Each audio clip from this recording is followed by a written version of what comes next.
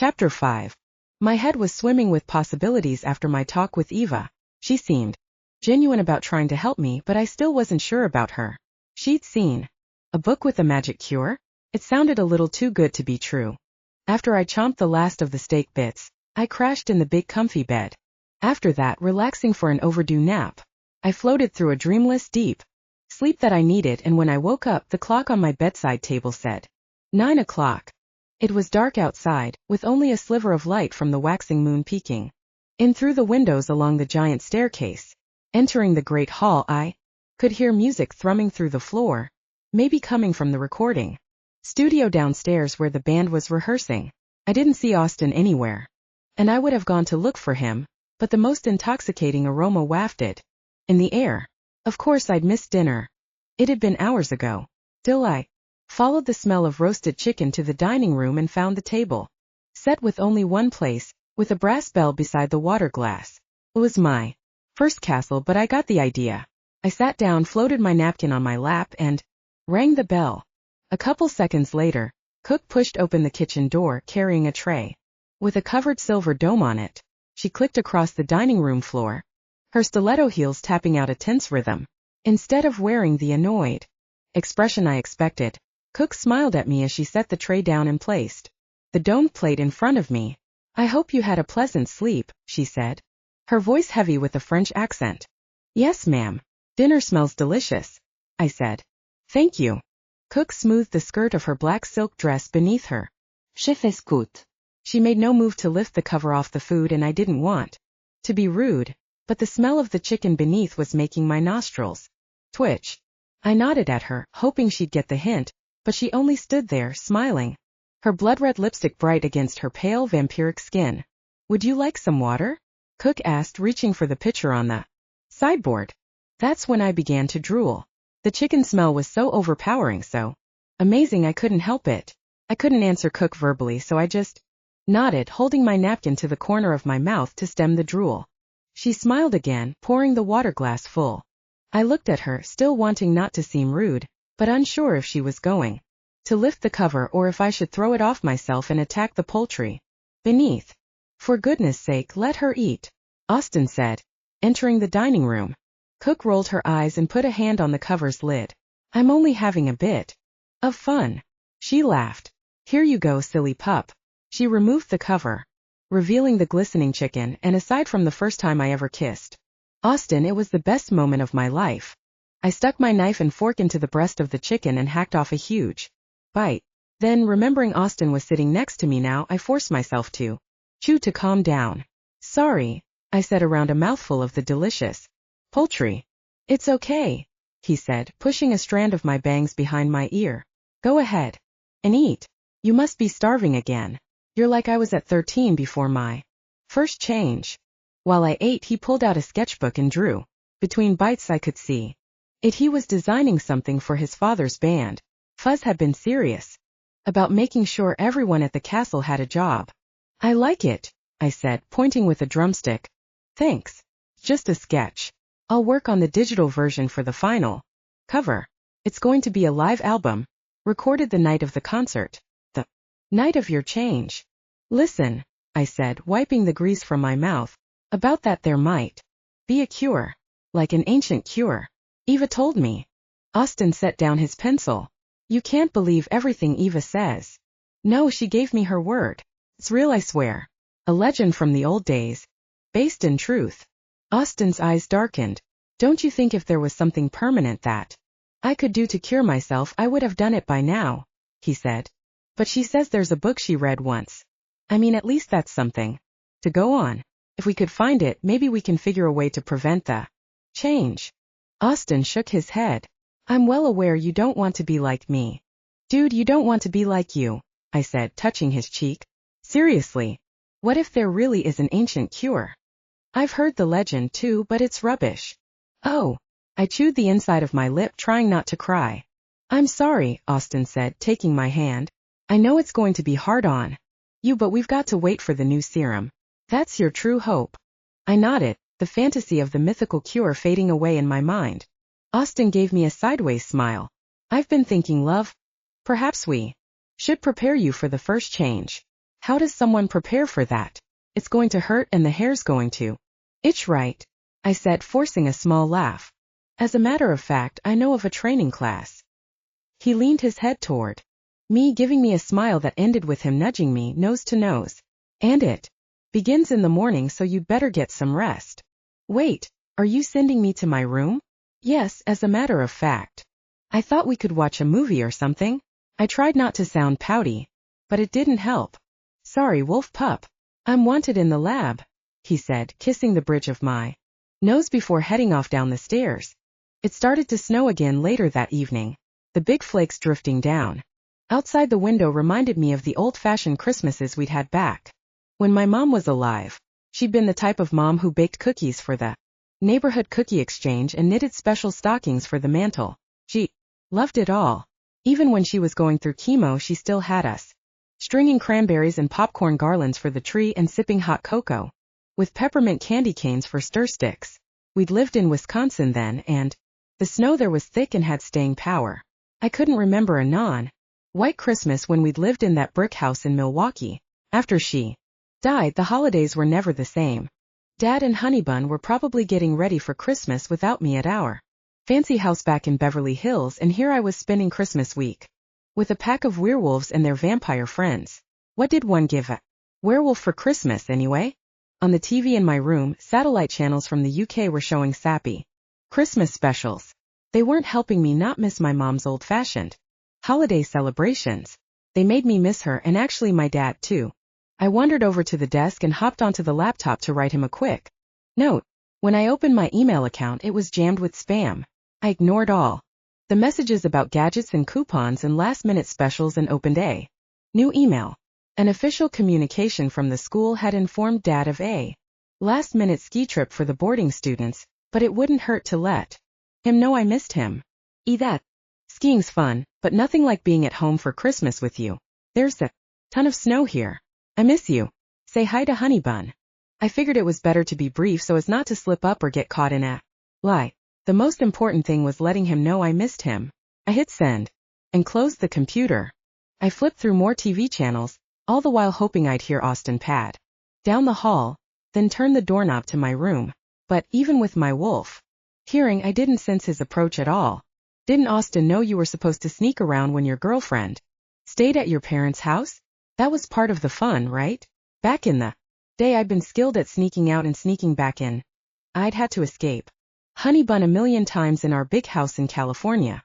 Frustrated now that Austin wasn't coming for me, I got up from the bed. After a quick check in the mirror, I went out into the hallway. My bare feet touched the cold stone floor, sending a chill through my bones. I gently closed the door and wandered in the direction of where Austin had told me his room was. As I passed Eva's room, I could see her sitting at her vanity dresser, brushing her hair with long strokes. She was watching some kind of Muldanian entertainment news show. I paused as a concert notice flashed up on the screen, with a picture of Fuzz and the band in front of the castle gates. Eva frowned, until a second picture, this time of her in a sparkly pink outfit, flashed on the screen. She went back to brushing her hair, this time with a huge smile on her face. A few steps down the hall, I caught a whiff of something delicious.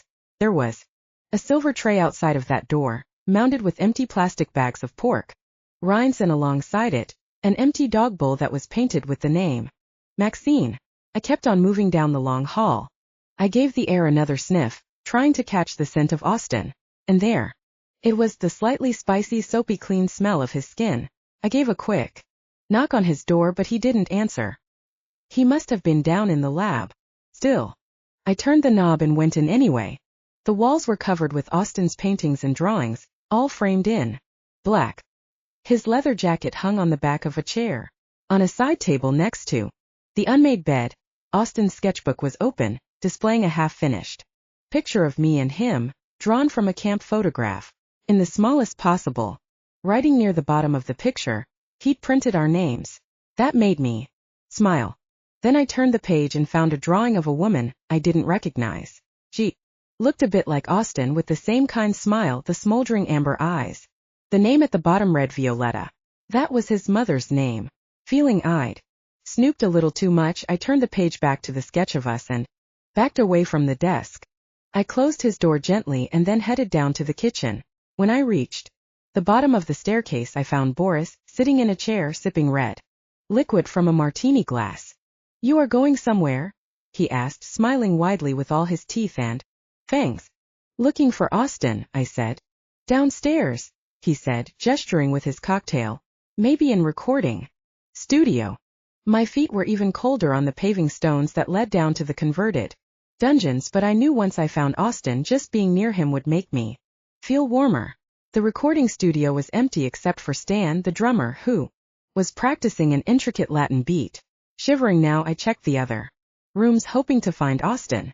Maybe he'd carry me and my cold feet up the stairs. I was about to turn back when I heard voices coming from the direction of the lab. "Yes, we could introduce that protein to the serum, but I'm not sure it would help," Dr. Linden said. "The replication is happening too rapidly. We have to stop it," Austin said sharply. "I can't let her go through this. She's desperate not to change, and that desperation could be more dangerous than the curse." "The real curse is this super hearing," I muttered. I leaned against the wall, listening, not sure if I should say hello or run back upstairs. "I'll help you," Austin said. "Take my blood, take whatever you need." Dr. Linden didn't say anything. I could hear her moving around the lab, though. "I'm begging you," he said, his voice ragged. "Whatever I can do, please let me do it. I love her and I can't let anything happen to her." I steadied myself against the wall. He loved me? He'd never said the words to me, though I'd guessed he'd felt that way.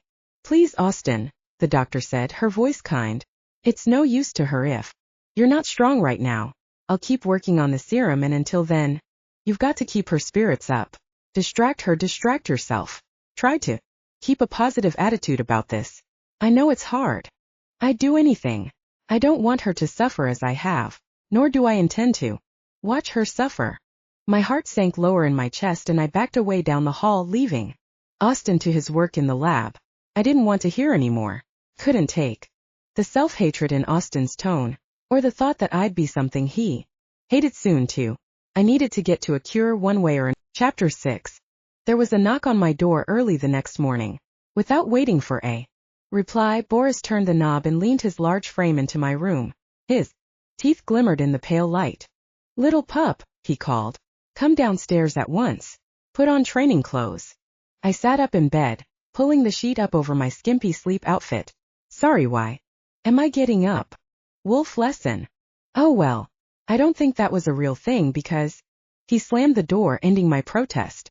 Fine, if I was going to become something horrible or hated by my beautiful boyfriend, I guess it wouldn't hurt to pick up a few tips. I had no idea what would they actually teach me. How to pounce on a deer, track wildebeests through the savannah? Hopefully they'd cover camouflaging a transformation. Where would I go to have wolf time if I ever got back to Beverly Hills? It wasn't like I could just duck into a changing room at Barney's and exit as a gros ligne menace. Sighing, I threw some clothes to work out in a sweatshirt and some of Eva's sparkle but yoga pants, and after splashing some water on my face, I headed downstairs. My stomach was growling violently as I reached the last step, but then the heavenly smell of pancakes and bacon hit me. Cook was sure talented at making the scents waft through this castle. I smiled, quickening my pace to the kitchen. "No, no, no." Fuzz stood in my path, his broad arms stretched across the arched doorway. "First we work out, then we have a bite. You're my trainer?" He moved out of the doorway and rolled up the sleeves of his Manchester United football jersey. "Indeed? Who better to show you the Leakin way?" "Yeah, I guess you're right. Follow me." In his tennis shoes and sweatpants, Fuzz didn't look like a rock star. If he was about to pull a Mr. Miyagi-style wax-on, wax-off thing, it was going to be hard not to burst out laughing. Turning a few corners, Fuzz led me through a side door and into a large room with mirrored walls and a ballet bar at one end. A giant chandelier glittered overhead, and tumbling mats partially covered the parquet wood floor. "I remodeled this ballroom for Eva to use for her choreography practice," he explained. "Though you see there are workout machines here as well, should you want to do something dreadful like run on a treadmill." He moved toward a hanging punching bag and a wall of boxing equipment and took a seat on a small stool. "So, let's hear what you know first." "I don't know anything." "Bollocks. Fuzz gave me a toothy smile. Just tell me what you've experienced. So far. I can smell things. Right. There we go. What else? And my ears are almost bionic. I can hear things from around corners down halls. I've heard a rabbit twitching in the brush, I said, shivering from that memory of the awful chase in the snow a week earlier. Also, I'm rocking these gnarly things. I wiggled out from my shoes and showed Fuzz my toenails. He clapped his hands with delight. Yes, a good sign, my girl. That happened to Violetta, Austin's mother, a few days before the change. I don't think that's anything to celebrate. They're going to scare away any manicurist with good eyesight. Please explain to me how I'm going to get a pedicure with nails like that. Fuzz got up from the stool. Attack me. I stared at him. Why would I do that for a pedicure? Dear girl, I'm not playing games. Attack me, he growled. I want to see what I'm working with. I need to see your skills. I'm not going to attack anything. When you're a wolf, you most certainly will, my dear. You'll need to attack 2 feet. Come on then, attack me. Or should I say, attempt to attack me. No way. Fuzz's voice was a low growl. Do it. I'm not going to attack you, I said. This is dumb. This is for your own good. You need some tactics. Fuzz grinned in that now annoying way of his. Attack me. Give me your weak as a kitten attempt at catching prey. Weak. I certainly don't see any strength being displayed before me at the moment. See fear. I see weakness. My toenails ground into the mat. I could hear little ripping sounds. Eva. Never been called weak. His smile widened. Well then. He curled up his fingers, beckoning me. Let's see your strength. Roar. I lunged toward him, but he moved back and I fell in a total face plant on the squishy floor mat. In my defense, he was over 6 feet tall and obviously very agile for an old rocker dude. Roar. Fuzz giggled and scratched at his beard. Very cute, kitten. I bounced up to my feet in a move I'd never tried before but once saw in a kung fu movie. Don't call me kitten. I am not a kitten. So you say, Fuzz said, cracking his hairy knuckles. I've yet to see the tiger. I flew at him, springing from my feet toward his torso. Before I could grab him though, Fuzz leapt back about 3 feet. It was faceplant city for me. This time I didn't get up quickly. I lay there, inhaling the plastic scent of the ripped mat under my nose. Pretty fast for an old bloke, wouldn't you say? Fuzz knelt beside me, his hand on my shoulder. Need some help getting up? I exhaled deeply and then sat up all in one motion, flipping Fuzz to his back. Somehow, I held him there, my palms pressing against his thick shoulders. Never call me weak again. Fuzz smiled in delight. Well done. I didn't smile back. I released him and got up from the mat. This was training. I was so over it. Vertical leaps now, Fuzz said. Very helpful for catching prey in trees. You mean birds? Fuzz stood up, dusting off his backside. All types of prey hide in trees. Mountain lions, monkeys, possums, squirrels. Great. Next time I need to catch a monkey, I'll be set. Fuzz ignored my sour face and took a place in the center of the floor. Watch me. I'll show you how to get the most lift. He dropped to a squat and put his hands on the ground. 1, 2, 3. Like a cat, Fuzz launched himself into the air, flying about 6 feet up and then returning to his squat for a precise landing. I braced myself against the mirror behind me, shocked at the power I just seen displayed. Not too shabby, eh? Fuzz gave a little cough. I'm certain you'll get even greater height. Oh dear, what is this? Eva entered the ballroom gym with her hands on her hips. What are you subjecting this poor girl to? Fuzz rose to his feet, rubbing his knees. Training. We can't let Shelby loose on the world with no knowledge of what her wolf could do. It's natural, Eva said, shaking her head. Her wolf will know what to do when the time is right. Fuzz frowned down at the petite pop star. I suppose you'd like to take over the training. Is that why you're here? No, I'd like to take Shelby into town. That, Fuzz said, is out of the question. We'll have Boris drive us, Eva said. We'll be completely safe. I hate to bring this up, I said. But what about the flyer from the bad guys? Obviously someone was trying to scare me and Austin yesterday. Are the 7 horsemen hanging around town? Eva rolled her eyes. Any idiot could have put that on the car. It's not like the history of this castle being owned by werewolf royalty isn't public knowledge. They were probably playing a joke. She was serious, like she actually wasn't worried at all that a ring of werewolf killers could be onto us or onto and about to be howling me. Maybe. That meant I shouldn't be so worried either. I did have bigger personal problems at the moment. Fuzz scratched at his goatee beard. I don't like the idea of you girls out in the open. Of course you don't, Eva said, wrapping an arm around him. You're such a good protector, but in this case you've nothing to worry about, I promise. We'll have Boris with us. I watched Eva's mouth turn into a pout as she blinked up at Fuzz, working her charms. His expression softened. Well, please? Tonight is Christmas Eve. I'm assuming Shelby hasn't had time to buy any presents. Ah well, it seems you're right about that, Fuzz said, shrugging. Eat the almost forgotten. I must tell Cook to prepare a pudding and a roast. Already done, Eva said with a wide smile. I spoke to her last night. She's even preparing a special vamp cocktail with cranberries and type O. I didn't know if that was supposed to be a joke or not, but I couldn't help giggling a little. If you think it's safe, I would like to buy Austin something. Oh girls. Fuzz gave a long sigh. You melt my defenses all too easily.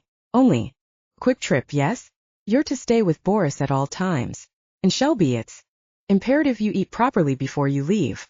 Austin told me what happened in the restaurant.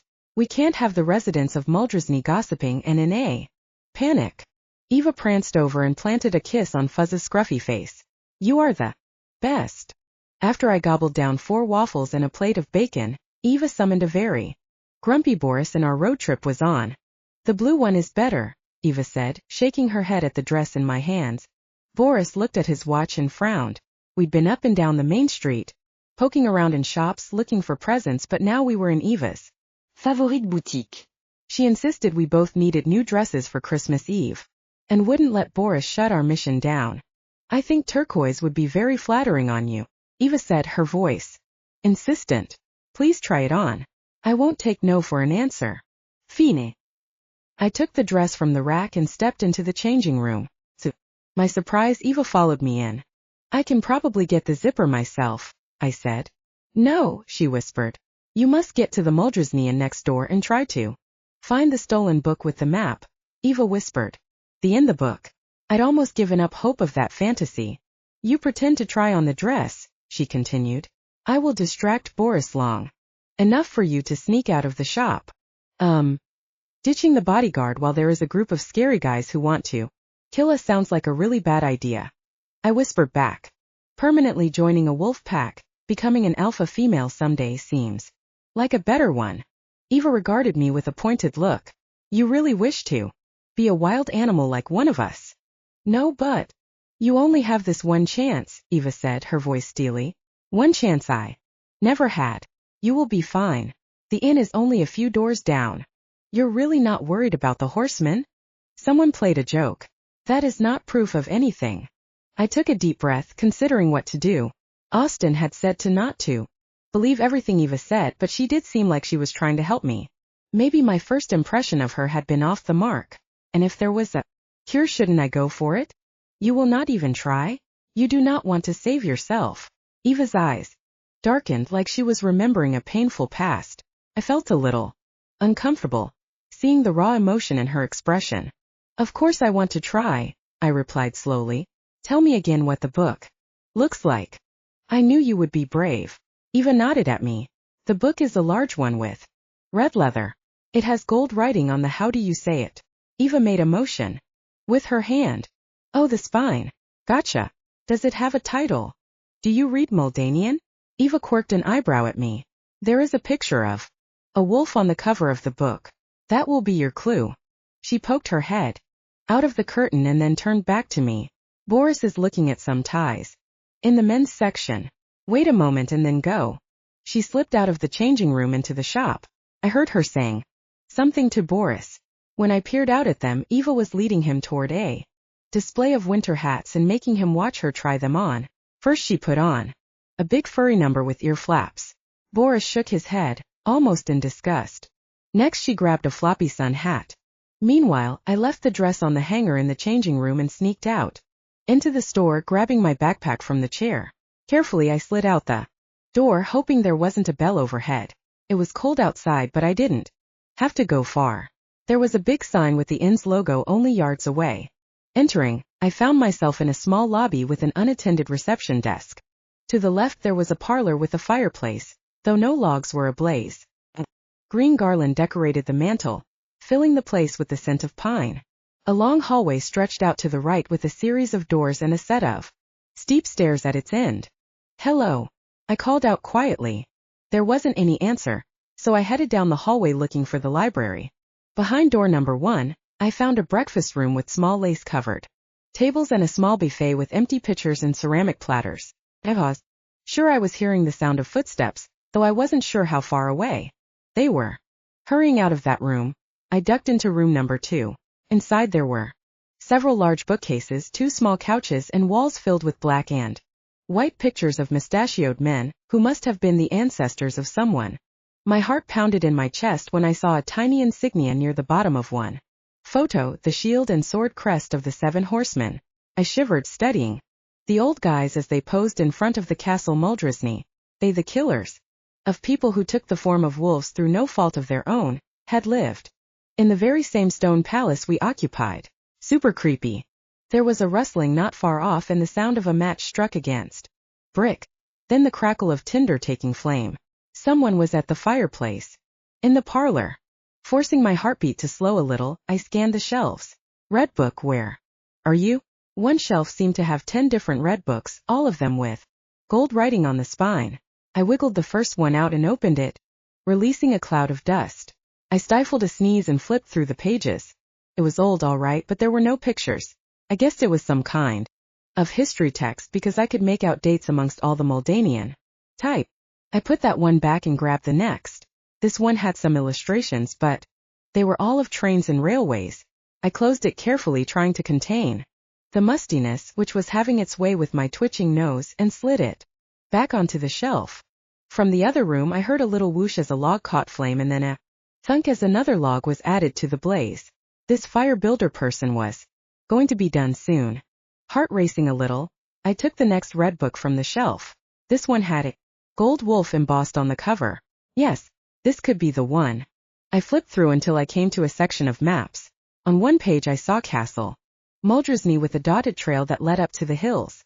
At trail's end, little illustration of a fountain stood next to a tiny X. I was so happy to see that map I almost squealed, but instead I sneezed. "Hello." A guy's voice sounded from the other room. Quickly, I slid the book into my backpack and spread out the remaining volumes on the shelf so it looked like nothing was missing. I zipped the bag closed as quietly as I could and then moved to the doorway. The voice called out again, this time saying some phrase I didn't understand. Probably "who's there?" in Muldanian. I moved down the hallway because there was nowhere else to go. The van guy, Ivan, stood at the opposite end of the hallway. "Yes? May I help?" Bathroom. I stuttered. I was looking for a bathroom, water closet, powder room. He smiled. "English girl. Yes, I remember you." "Yeah, it's me." "Hello again," he said, reaching out toward me. I forced myself not to worry about my manicure and shook his hand. He didn't make a face, so I guess my nails weren't too claw-like or anything. "You will find the toilet, please." He pointed down the hallway I just come from. Of course, all I wanted to do was get the heck out of there. I didn't want to pretend to use the bathroom while he might notice a book missing from the library. Oh, no. "I don't have to go anymore," I fibbed, feeling super bad now that I was a liar and a thief. "Nice place you have here." "Not as nice as Old Inn in the castle," Ivan said, his tone a little sad. "The castle was more deluxe. Was nicer for our guests and my family." "Sure." I nodded. Now feeling his eyes on me, studying me, I felt warmth creeping into my cheeks. How had I not noticed his Ivan guy was kind of cute? Dark hair fell across his bright blue eyes and he had a nice smile. "Where you come from today?" Ivan asked. Well, I'm staying with friends for Christmas." "Yes, most holy evening tonight. All the town will celebrate at Mass." "Yeah, that's what people do. Unless, of course, you don't celebrate Christmas.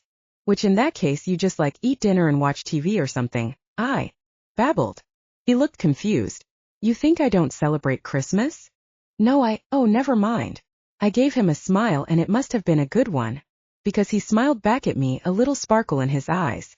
Do you need something? He asked. A tour of town, a recommendation for restaurant. Oh no. I'm good. I backed toward the door. I'd stayed way too long in this joint and really needed to get back to the shop. Thank you, Ivan. Yes, thank you. What is your name again? Crapola. What had Austin said the other day? Christine. Charmaine? You can call me C, I said. It's my nickname. Short for Chelsea. Now I remember. Right, Chelsea. I said a little too loudly. I mean, it's kind of a boring name, so it needs a nickname. Ok, C. Ok, Ivan. I shuffled toward the inn's door and swung it open. In front of me, on the sidewalk, stood Boris, looking really mad behind his dark glasses. Like so mad he might draw blood. Got to go, I shouted over my shoulder and then let myself be frog-marched to the awaiting SUV. Eva was in the back seat looking sorry. I tried, she said. He made me tell him where you went. It's fine. I didn't tell her about the book because I didn't want her to get into trouble, but I hugged my backpack to my chest the whole ride home. Now I had the map and a little piece of Chapter 7. It started off as a silent night, holy night. Somewhere the bloodsuckers were sleeping off an afternoon blood binge. I'd seen the empty martini glasses in the lounge. Boris, of course, was not in a festive mood. He told Fuzz about my temporary escape, but luckily they both believed my story that I was trying to find a shop that sold more of those sausages. Turns out a wolf's hunger is never in doubt. I hadn't seen Austin all day. My guess was he was down in the lab with Dr. Linden. Seeing I was bored, Monty, the tour manager, invited me to help him decorate the tree in the main hall. Not that anyone cared about having a Christmas tree, but he was going to shoot a video of Fuzz and the band wishing their fans a happy Christmas to build buzz for the New Year's Eve concert. Of course, I was having trouble keeping from eating the popcorn I was supposed to be stringing for decorations. I'd already gone through 2 bowls and only had half a string to show for it. Here, Monty said, thrusting a box of colorful paper and ribbon at me. Perhaps you'd enjoy wrapping your presents from town instead? We need some gifts under the tree. Try not to eat the paper, yeah. Okay. I took the box upstairs, then grabbed my backpack from my room and headed to the library 1 floor up. I rolled out the wrapping paper one of the oak study tables, placing the sketchbook I'd bought in town earlier in the middle. A few folds and a lopsided bow later, and it looked like a pretty good present for Austin. I wrapped the other things next. A gold-handled hairbrush for Fuzz, a sparkly pair of earrings for Eva, a pair of small binoculars for Boris, a new Spetzel maker for Cook, and candy for the band, though I wasn't sure they'd eat it. And then I took the book out from the backpack. Opening it again, I caught a hint of must. This book was definitely old. Just as I turned a page, I heard a voice. You found it. Eva bounded over from the door. Geez. I nearly fell over in my chair. Quit sneaking up on me. Yes. It's the same one I read in this very room years ago. She sat down beside me and turned the page to the center map section. Here, she said, pointing. It's the waterfall. Shoo, I said, nodding my head toward the open door. Saudi. Eva traced her finger over the route from the castle to the fountain. It's near the peak called Duminic, she said. This hike would take a normal human about 2 hours. We could follow the trail in about half that time. I studied the drawing. What does it say here? I asked her, pointing to the legend in the corner of the page. He who drinks from this spring the night of the change never becomes the perfect. What's perfect? Austin stood in the doorway of the library, an amused look on his face. The presents, of course, Eva said, winking while I shoved the book under the table and covered the gifts on the table with my arms. You're not supposed to see. I gave Austin a smile and then got up from the table. There for opening later. I have a gift for you too, he said, grinning as he dipped his head closer to me and kissed me. It was a warmer kiss than I'd had in days from him. Did that mean he was making progress in the lab? Was he feeling more optimistic about my hairy future? I pushed the questions from my mind. I'd take 1,000,000 of those kisses from him. Trillion. He wrapped his arms around me, his hand on the small of my back, pulling me closer to him. Ahem. Someone cleared his throat. We broke from the kiss. Boris loomed in the hallway, almost a dark cloud about him and his black clothing. Go to your room. Eva laughed. The expression is get a room, she snorted. No, you must go to your room, Boris said, glaring at me. There was security breach on computer. Austin's face contorted with worry. What did you do? Did you tell someone where you were? No. Oh wait. I sent my dad a hello email, I said quietly. I was missing him yesterday. Boris's eyes darkened. To your room, he said. Wait, let her get her presents, Eva said, scooping everything into my backpack. Yes, it is Christmas, I said sheepishly. Bloody great Christmas, Fuzz said, now standing behind Boris. My drummers passed out in his coffin sleeping off a blood binge, and now this. Austin walked over and put his arm around me. I'll take Shelby to her room. Boris marched ahead of us and grabbed my laptop off my desk. He tucked it under his arm and stalked out, giving me a look over his shoulder. My dear, Fuzz said softly from the doorway. You don't realize how serious this is. If someone is monitoring your email, they might realize you're here. I wanted to say hi to my dad. I felt heat creeping into my cheeks. If your father decided not to believe the ski holiday story and try to track you down, it could lead him and whomever is watching him here. The last thing we need is an international incident, Fuzz said in a firm tone. Now you sound like Monty, Austin muttered. Fuzz ignored him. My dear, he continued, we all need to be safe. You have to think of the others, not only yourself and what you want. That stung. I sat down on the bed and hugged my knees to my chest. I didn't want to be responsible for anything bad happening to anyone. I could barely keep myself out of trouble, let alone a pack of supernatural musicians. Austin pulled one of my hands free and lifted my palm to his lips. Love, he said. It was only natural to want to contact your father. I know you miss him. I chewed the inside of my lip, nodding. Yeah, a little. Actually, that was a lie. I missed him a lot. Not being with him, not being able to tell him the truth about what was happening to me was really weighing on my mind. Even if Honeybun and Dad did make me mad at times, they were still my family. Look, Austin said, kissing me lightly. Everything is going to be all right. I wanted to believe him, but I remembered his conversation with Dr. Linden. He didn't really think things would be all right. How could he? The book was my only way out. When the full moon hit on New Year's Eve, I was following that map to the waterfall. I'd escaped the curse the way Austin had escaped Camp Crescent. I'd save myself and save the pack a world of trouble in the process. I went downstairs that night to find the not-so-merry Christmas mood lingering. In the dining room of Castle Muldrisny, everyone seemed to know about the security breach. I was getting glares from vampires and werewolves alike. Finally, right before the plum pudding's blaze dimmed, Austin slammed his hand down on the table. That's enough. I'm not having any more of it. She wanted to say hi to her father, who wouldn't feel a bit lost among this lot. It's not like she's been warmly welcomed, is it? Austin, I whispered. It's okay. No, she's right, Monty said, hanging his head a little.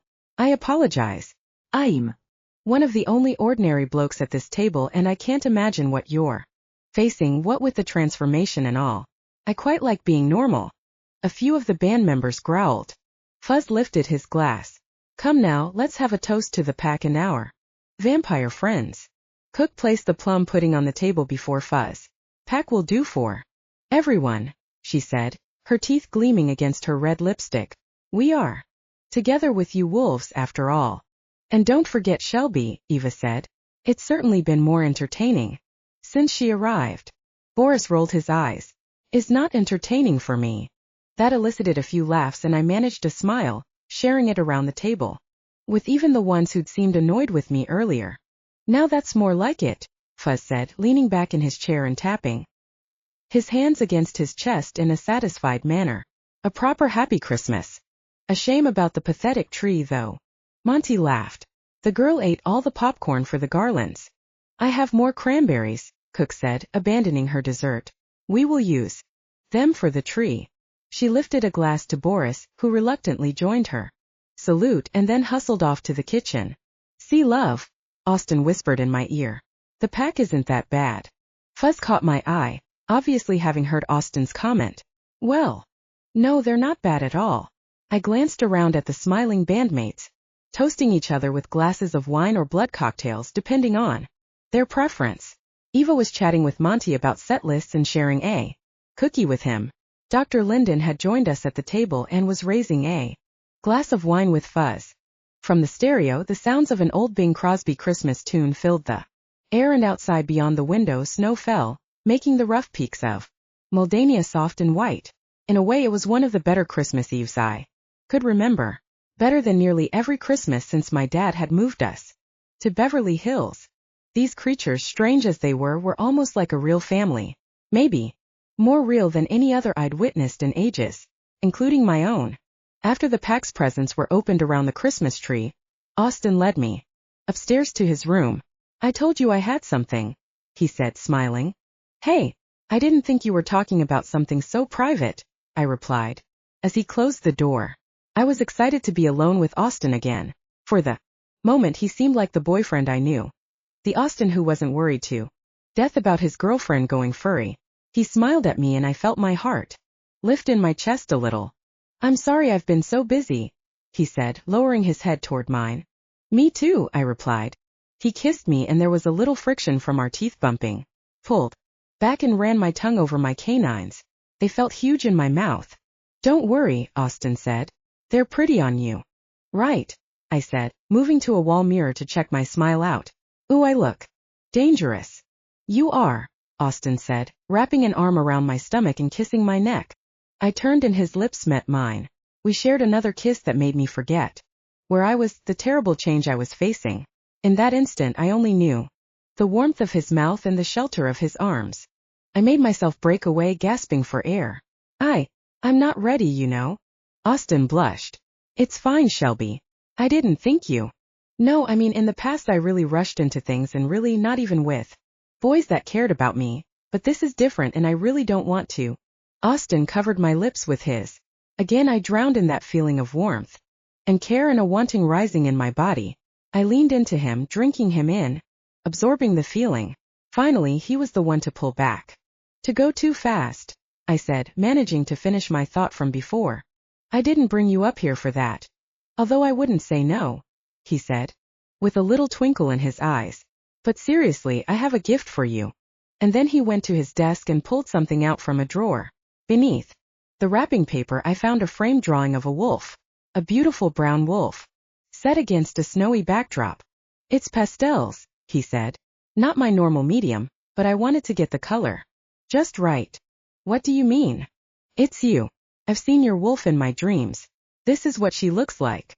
The hair on the back of my neck stood up. "That's me." "That's your wolf, yes." I studied the picture closer. The wolf's eyes were yellow gold, her fur brown, tipped with black in some places. Her ears were enormous. A chill traveled down my skin. I would be covered in fur. In 1 week I was going to be an animal.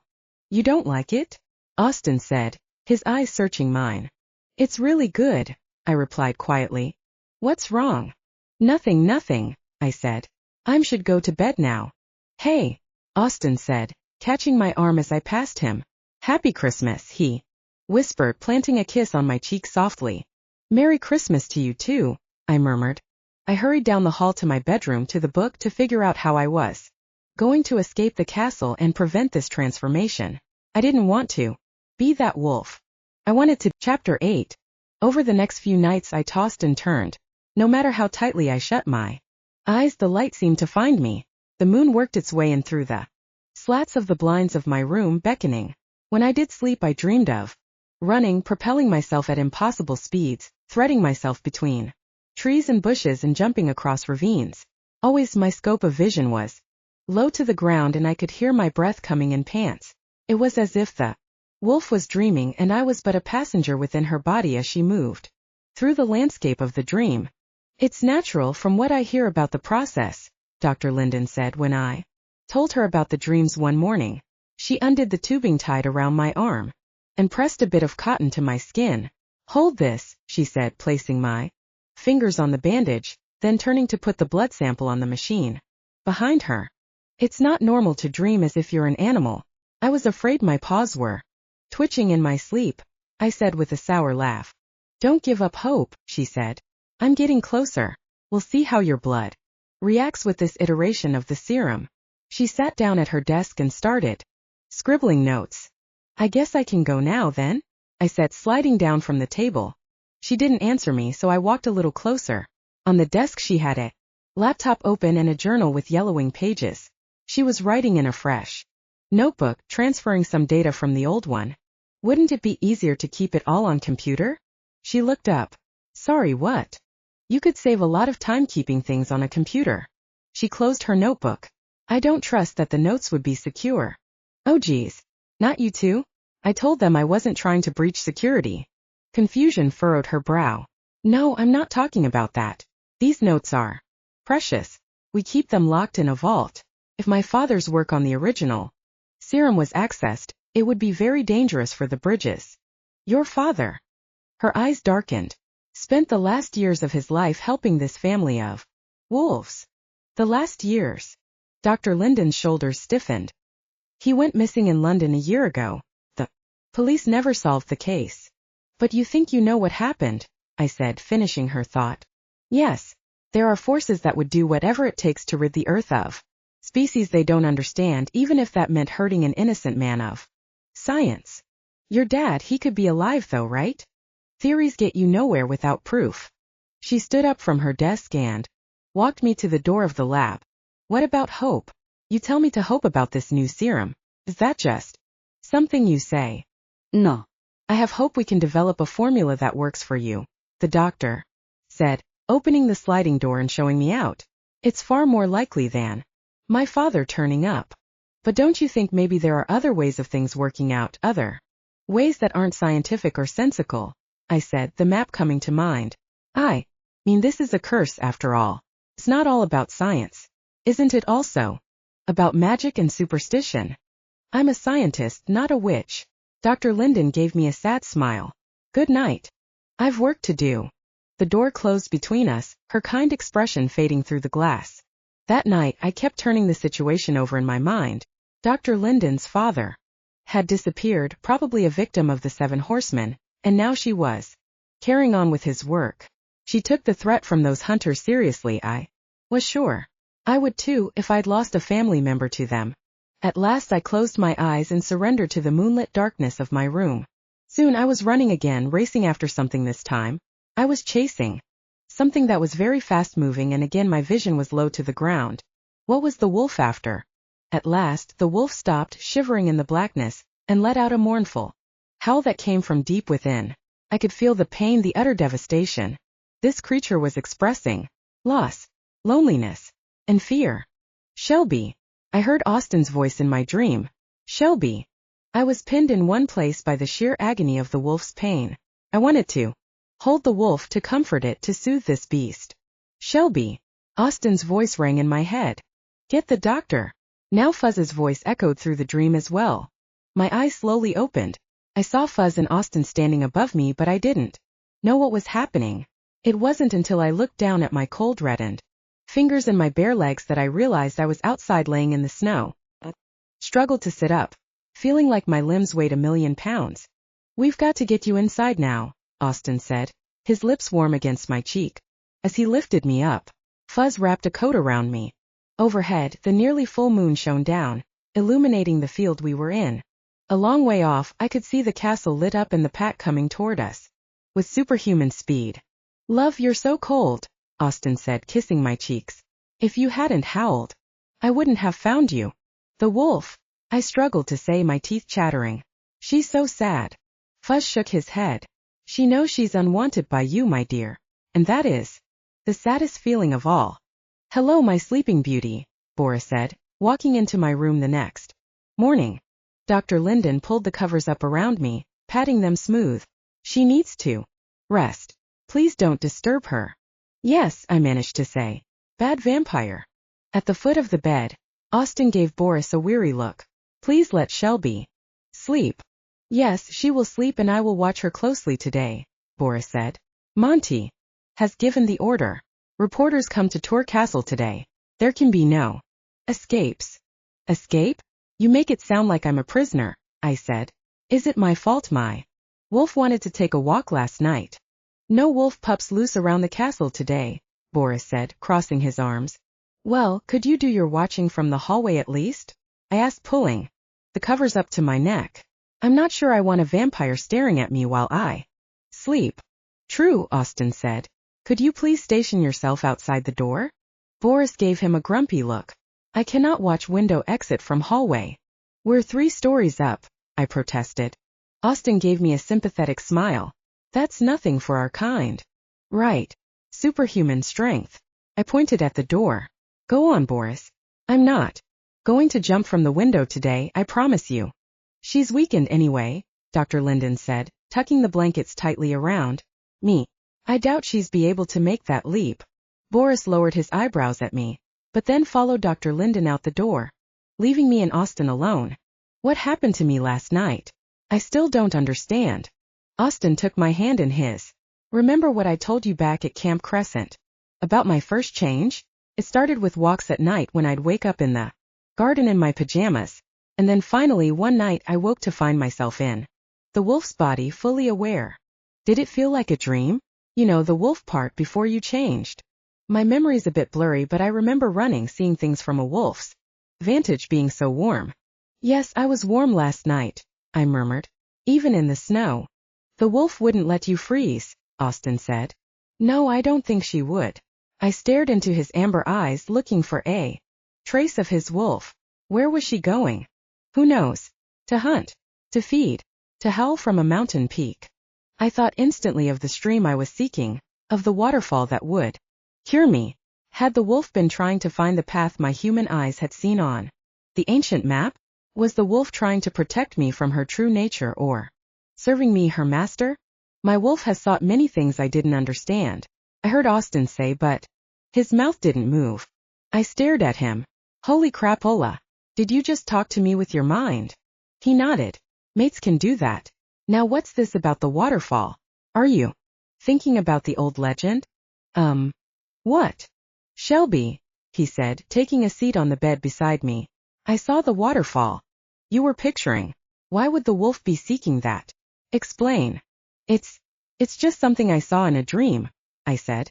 I felt horrible lying to Austin, but I didn't want him to worry or to take my map away. His expression darkened. Please do not chase after this fantasy.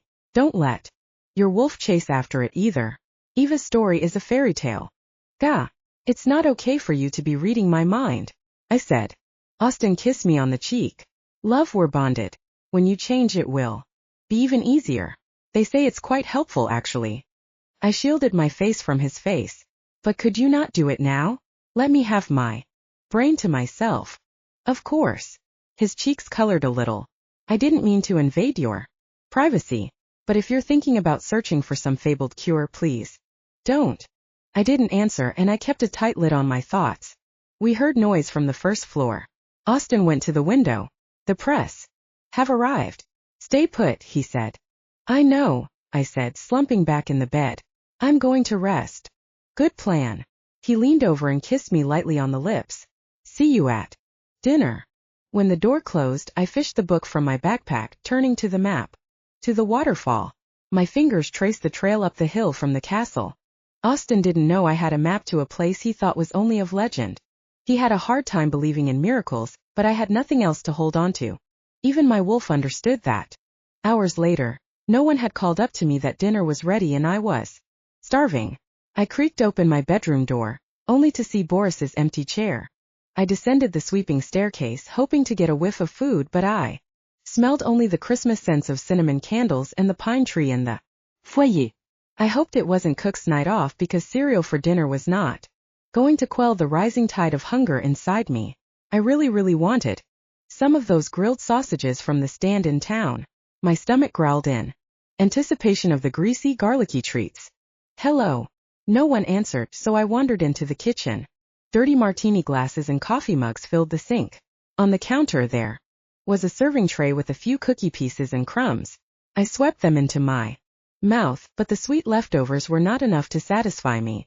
Inside the giant stainless steel fridge, there were bags of blood organized on a plastic tray, obviously vamp cocktails for later. The spacious drawers held vegetables and an array of cheeses, but none of that would do it for me. Looking up, I spotted a metal tub on the top shelf. My mouth watered at the smell of raw steaks defrosting. I pulled the container out onto the counter. and started looking for a pan. I just fry up a slab of meat for myself, since it looked like Cook had planned these for dinner tonight anyway. I put a large frying pan on the stove and turned a knob to high. There was a hiss of gas but no flame. The pilot light was out or something. I switched the knob off and checked around for some kind of switch with which to light the flame, but I didn't see anything. I hunted around for matches and kept an eye out for a George Foreman grill, a waffle iron, any kind of device that could cook the steaks, but there wasn't even a microwave in this joint. Meanwhile, my nostrils flared at the aroma of the raw meat and my stomach groaned. I clutched my middle because my insides felt like they were tearing. Apart from the desire to eat, the search for matches fell to the wayside, and before I knew what was happening, I was biting into a raw steak. I ripped a piece off and chewed it quickly before swallowing it and going back for another mouthful. My stomach was goading me on, begging for more and more nourishment. The wolf was feeding. It was just like the night at Steinfelder Academy when I had been sleep-eating, only this time I was fully conscious, but could nothing to stop her. I heard voices and footsteps in the hallway, but I didn't halt my eating. Didn't care if the vampire saw me so messy, and the lycans would understand. Took another greedy bite from the steak. It wasn't until the bright lights illuminated the kitchen around me that I stopped chewing. "Oh dear," Fuzz said, hurrying to block me from a film crew. "It's only one of the kitchen helpers prepping for dinner. Let's move out into the foyer near the tree for that sit-down portion of the interview," Monty said quickly, wrapping his arm around a heavily made-up TV reporter standing near the photographer and steering her back toward the door. "No, wait," the reporter said, breaking free. "I think this is rather interesting. What is she eating? Carlos, can you get a shot of that?" "That'll be enough from the kitchen," Austin said, blocking the camera lens with his hands. "Turn your devices off." Carlos lowered his camera. "What's with the bloody-faced girl?" A look of terrified curiosity crossed his face. I grabbed the nearest kitchen towel and wiped away the remains of my snack. "I needed a out," Austin growled at the news team. "Now." The reporter smiled uncomfortably and backed up toward the door. "Sure." Suddenly Boris appeared out of nowhere. "Actually, you'll need to leave the premises completely."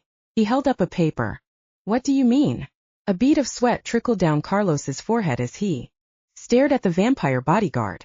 "There are some issues with your press credentials." Boris moved closer to the reporter and put his arm around her. "I'll need to inspect your equipment. But we were promised full access to the castle." The reporter's eyes flashed. "The network is waiting for this footage. We need to get back to the editing room." "You're not going anywhere," Fuzz said. My first thought, hearing Fuzz's steely declaration, was that the reporter and cameraman were going to be turned into werewolf food or vampire beverages. But, of course, the people in our pack didn't attack ordinaries. In about 10 seconds flat, though, Boris had crushed the camera in his bare hands. 5 minutes later, the news van was screeching down the icy hill. I sat down at the table in the dining room and Austin handed me a glass of water with which to wash down my snack. "What was that all about? Aside from them filming you with blood dripping down your face?" Boris said, looking up from sweeping the camera parts into a dustbin. "They weren't interested in the castle. They wanted dirt on us," Austin said. "A couple of looky-loos if you ask me," Fuzz said, sitting down at the table, with his little dog Maxine on his lap. "They weren't a bit interested in promoting the concert." "The papers were forged," Boris said, passing by the table. "The broadcast company does not know those people. And yet you let them in?" Monty piped up from a chair in the corner. He pulled the cold compress from his forehead in time to glare at Boris as he moved toward the kitchen door. "Bloody great security." "I caught them," Boris said over his shoulder. "You also let the girl out of your sight. Can you imagine if anyone had leaked that footage of Shelby devouring the raw meat? It's no wonder I've got a migraine coming on," Monty said. "There's no footage to leak now," Austin said, taking my hand. "It's about more than the footage," Monty said. "We don't know who sent those 2 imposters. What if they were spies for the 7 horsemen?" "We don't know that, Monty. Boris has been very careful with our security measures," Fuzz said. "Careful my arse. Now, this was an aberration." "The girl is an aberration," Monty mumbled. "Did you forget we have supersonic hearing?" Austin said, slamming his hand on the table. "I just meant, you need to apologize. It's not Shelby's fault she's stuck here with us, is it? Stop fighting, I said. I know my being here has messed everything up. There's no reason for all of you to fight. I'm sorry I left my room, I just got so hungry I couldn't stand it. We simply need you to stay out of sight, my dear, Fuzz said, scratching at his dog Maxine's ears. The castle will be filled with outsiders for the concert on Friday. It's paramount that you keep a low profile until it's over. Will you stay out of sight? For me, for Austin. I glanced at my werewolf boyfriend. His gaze was fixed on the table, his expression full of worry and anger. Yes, I mean, of course I don't want to put any of you in danger, I said softly. Austin looked up. There wasn't relief in his eyes. There was something like a suspicious resignation. He didn't trust me. I didn't trust me either, but there I was, nodding my consent. I'm not going to come out into the castle unless you say it's okay. I tried to shield my thoughts because of course the waterfall was there at the back of my mind, a permanent solution to all of this anguish I was causing and the danger I had brought to the Bridges family. Austin lifted my hand to his lips and kissed my palm. I need you to be safe, he said. If anything happened to you, I couldn't. Shoo, nothing's going to happen to me, I whispered. Hey, what's all the shouting? Eva said, descending the stairs. I need Shelby to come help me choose my outfit for the concert. Sounds great, I mumbled. Austin gave my hand a last squeeze and then released it. I'll come see you later. As I followed Eva, I heard Boris on the stairs behind me. Really? I said. And then we entered Eva's room, slamming the door in Boris's face. Chapter 9. After about an hour of looking at dresses, my brain was nearly sparkling itself. Eva's walk-in closet had been specially outfitted with lights that highlighted everything as if we were inside a store on Rodeo Drive. Eva flitted from rack to shelf and back to rack, pulling down gowns, mini dresses, and matching shoes. I backed out of the explosion of glitter and lay down on the bed, watching her hold up dresses in front of the mirror and then cast them aside, one after the other. It's not so easy dressing for the stage, Eva said.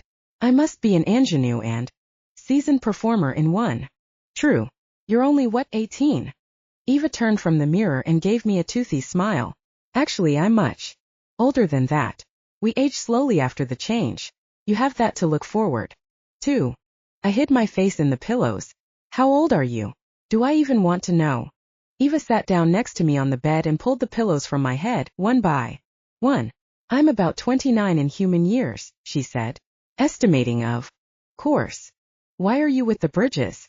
I mean, where is your family? Eva sighed. My parents are both Lycan. My father was lost in northern Canada on a hunt. We think perhaps a polar bear got him. My mother lives in Romania, about an hour from here. I never see her. She's married now to an ordinary and pretends she doesn't have the curse. He thinks her serum is insulin. So the Bridges pack really is your family now, I said. Yes. My father was Fuzz's cousin. He's the only blood relative I'm in contact with now. She reclined on the bed, her eyes studying the ceiling above us.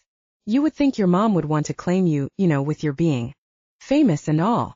Eva turned toward me, her eyes misty. I send her money from time to time. She never acknowledges the gift or me, but she does cash the checks. My mother died, I said. It's not the same thing, but I know what it's like to lose someone you love. Eva nodded. Austin told me you live with your father and stepmother. I don't know if I can go back to them after this.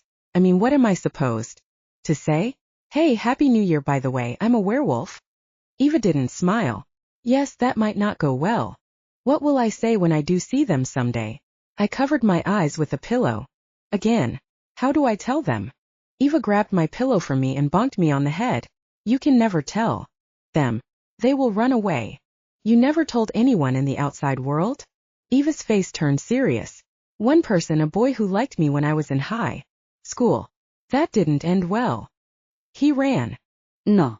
My father killed him. I gasped and sat up. What happened? He threatened to tell the police about me, about my family. My father had no choice, Eva said, her voice shaking. I never forgave my father. And then, soon it was too late to forgive him. Wolves are haunted by death, I murmured. Eva got up and wandered back to the mirror, holding up yet another silver sequin dress. You will be lucky if you escape the sadness I have known in this life. Losing your family, losing outsiders that you love. It's not all rolling in dewy fields and howling at the golden moon. I never thought it was. Eva glanced toward me and I saw her cheeks were streaked with tears. You have to find a way to go to the waterfall. The ancient wolves possessed great magic. If they documented the powers of the mountain water, then it has to be true. I got up from the bed and carried a few of Eva's dresses back to the rack. I could follow the map while everyone's at the concert. All of Muldania will be here on the castle grounds. The band, even Boris, will be absorbed with the concert. No one will even miss me. Eva's voice was soft as she said, yes, you must take the chance I never had. If only I had the option, my friend would be alive, my mother would be different. I didn't point out that there wasn't a guarantee those things would have been different if she had turned herself human. I just sat back down and watched. Eva tried dress after dress from her closet. Her sadness seemed to fade as she pondered what she'd wear for the concert, what her fans would like to see her in. I started to understand why she enjoyed being a pop star.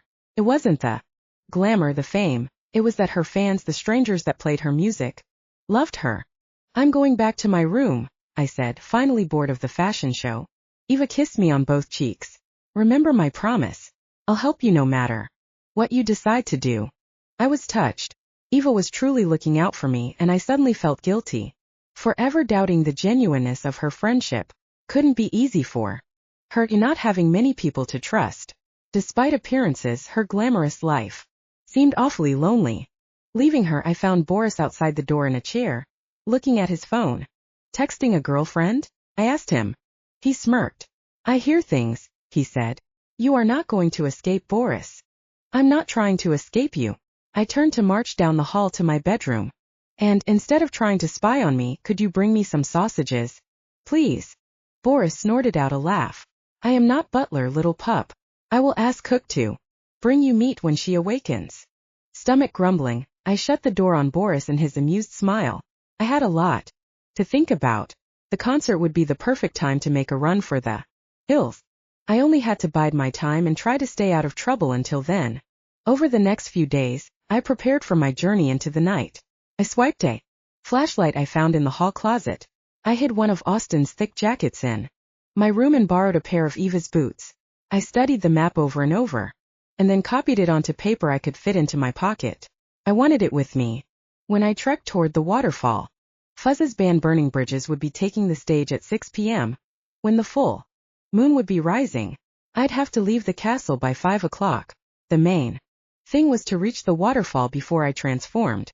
I could not let myself succumb to the leaking genes pulsating through my body. At night, when I laid my head against the pillow, I could almost feel my blood changing, losing the war to the stronger wolf cells that demanded victory. As long as the wolf was in me, I could use her forest skills to my advantage. She would help me sniff out the smell of water, the sound of the falls. She would lead me to her death. And then once I had the cure I sought, I'd never have to deal with her again. The afternoon of the concert, the castle grounds began to fill with people. First, the triple-screened press filed into the outdoor amphitheater that had been cleared of snow and was now appointed with giant heat lamps. Then the remaining seats began to fill with Muldania residents. I was allowed down from my room for a little while to visit with Eva before she went on stage. It was long enough to see familiar faces in the crowds heading toward the concert. The saleswoman from the clothing store, the cashier from the mini mart, Ivan from the inn. Ivan waved and headed over to our spot on the back stairs near the kitchen. I felt a sudden surge of panic, wondering if he was coming over to confront me about the stolen book, but he pulled back his fur-lined hood and smiled at us. Are you excited for the concert? Eva nodded. Of course. Ivan glanced at me. And you see? What? I'd almost forgotten that was my fake nickname. Are you anticipating the concert? Oh yeah, right. Perhaps we can sit together? Eva's eyebrows lifted. I'm certain Shelby will want to watch privately with her boyfriend. Yes, the English boy, Ivan said in a gruff tone. I must join my friends. Before Ivan walked off, his gaze lingered on me for a few seconds. It was a searching gaze, one that made me feel uncomfortable. He's cute, but he's got a weird crush, I whispered to Eva. He's been giving Me strange look since I first saw him. You've got a fan, Eva said, patting me on the arm. I don't need any fans, I said. I'm not a pop star, remember? Eva batted her false eyelashes at me. How could I forget? She said with a small laugh, but then her expression sobered. You know, it's going to be dangerous out there in the dark. Haven't you heard the story about me and Austin lost in the dark woods of Oregon? We survived a cougar attack, for goodness sake. Eva gave me an appraising glance. If you decide not to go, it would be okay. I realize that I shouldn't have told you all my sad stories. There is no shame in becoming a wolf, and you never know. Maybe there will be a cure soon from Dr. Linden. I didn't quite understand why Eva was having cold feet or paws about my trip up the mountain, but seeing the emotion in her eyes, I almost wondered if it was because she wanted me to be like her. I'm going tonight, I said. I've already made the decision. Eva's eyes darkened. I should pretend to be sick and go with you. You can't cancel the concert. The world is watching. Eva nodded her head slowly. Shelby, when you first came to Madrasni, I wasn't as kind as I could have been. I wasn't sure about having another female wolf around the castle, but you are different than I expected. You are too, I said, giving her a small smile. I realized then that maybe she'd been so distant and hadn't wanted me around the castle because it made her feel a little less special, a little less sparkly. Finally, though, it seemed like she'd figured out I didn't care about any of that. If anything, I wanted to stay far, far away from the spotlight. Monty appeared at the foot of the stairs. My darling, the pre-show is about to start, he said, beckoning. We need you for the live chat. Your fans are waiting. I'm coming. Tossing her long dark hair over her shoulder, Eva descended the steps. At the bottom, she gave me a weak smile. A smile that betrayed her worry. We'll both be fine, I called down to her. Break a leg. Monty gave me a weird look and then shepherded Eva off toward the backstage entrance. Time to go to room, Boris said suddenly beside me. You know, maybe you could make a little noise instead of sneaking up on people. Boris Miled. That would ruin fun. He took me by the arm and led me back inside the house. And now, be good pup and stay out of sight for the show. I'd stay out of sight, all right. He didn't have to worry about that. From the window of my room, I could see the amphitheater and the stands, teeming with people from the village. On the giant stage, lights streamed out onto the crowds, and rising above the performance space, a giant marquee sign with Eva's full name was being hoisted up for a backdrop. Once the music started, it would be time to go. I hope you're not too upset about missing the show. I turned at the sound of Austin's voice and found him standing near the fireplace. Geez, what is it with everyone sneaking up on me? I said, exhaling the breath that had caught in my chest. With your hearing, that should be impossible. Then again, you've been a little distracted, Austin said. I have something for you, love. He held out a bouquet of roses. Ah, that's so nice. His eyes twinkled as he handed the flowers to me. It's a special night. At least I want it to be special for you. You're in a safe place for your first moon. The castle is going to be impenetrable. I need to be down at the concert for the next few hours, but Boris will be right outside should you transform ahead of schedule. He'll be checking on you every so often. My wolf wouldn't wait for the fullest part of the moonrise. For me, it happened during the rise, not at the moon's zenith. If you do feel the change beginning, try to remain calm. You'll be locked inside for safety. Don't try to get outside. Don't tear things to bits if you can help it. I do that. He leaned forward and gave me a reassuring kiss on the cheek. You are going to be a wolf. You'll do wolf things. It's perfectly natural. I'll want to get out, I murmured. Yes, but we'll have to wait until all the people from the concert have left. And then I'll change too. We'll take a run in the woods. I'll show you what to do. But you're on your medication, I said. Can you change? I should have told you sooner, he said. I stopped taking the serum ever since I found out you were going to change. If you have to be a wolf, then so will I. Austin, that's not right. Why didn't you tell me? He lowered his lips to mine, kissing me slowly. I'd do anything for you. My heart ached a little hearing him say that. It's not going to be forever. I'm not going to be a wolf all of my life. True, a new serum could help you eventually, Austin said. But I have to say, I think your wolf is going to be beautiful. I'm looking forward to being a wolf with you. You're actually looking forward to it? This means we get to be together forever. In whatever form we take. I love you. You love me. I felt my heart melt a little more. Suddenly I pictured the two of us running across a field howling at the moon together. My change meant that Austin's loneliness would be over. Maybe mine too, because being with him meant I'd have a pack, a family, a mate for life. If he truly wanted me to be like him, if he didn't care anymore how it had all come about, then maybe I shouldn't care either. I could totally abandon my trip up the mountain. I lifted my face to his and kissed his soft lips. Austin. There was a rap on the door. It's almost time. Your father calls for you, Boris said. Right, Austin called. Be right down. He kissed me before he left. A kiss that made me want to stay with him. Forever, to be one with him, wolf or human or whatever. His lips moved from my mouth to my neck and I felt myself melting into him. Would it be so bad to be a wolf if Austin was my mate forever? There was another knock on the door, so Austin broke away but kissed my hands one by one before left. Pause, he said. I can't wait to see them. The door shut and I sat down on the bed, smelling the sweetness of the roses, the lingering scent of Austin. I loved him so much in that moment. Then I heard the faint growl of voices. Still in my dreamy state, I walked over to the window and saw the two bridges.